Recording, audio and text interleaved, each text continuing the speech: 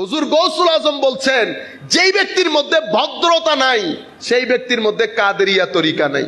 হুজুর বলছেন, কোন মানুষকে তুমি নিজের চেয়ে ছোট মনে করিও না, এটাকে ভদ্রতা বলে।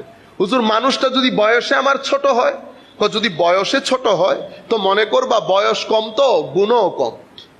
হুজুর, যদি বয়স বেশি হয় চিন্তা করবা তখন বয়স বেশি তো আমলও বেশি। হুজুর, মানুষটা যদি নন মুসলিম হয়, যদি নন মুসলিম হয় মনে করবা মৃত্যুর পূর্বে কে মুসলিম হয়ে মারা যায় আর কে অমুসলিম হয়ে মারা যায় সেটা তুমিও জানো না, সেটা সেও জানে না। হুজুর, তাসাউফের মূল জিনিস কি? তাসাউফের মূল জিনিস হচ্ছে ভদ্রতা। সেই জন্য হুজুর গৌসুল আজম বলছেন না, দারাস্তুল ইলমা হাত্তা সিরতু কুতুবা। ইলম শিখতে শিখতে আমি কুতুব হয়ে গেছি। কোন ইলম শিখেছে? একটা ব্রেইনের ইলম, একটা কলবের ইলম।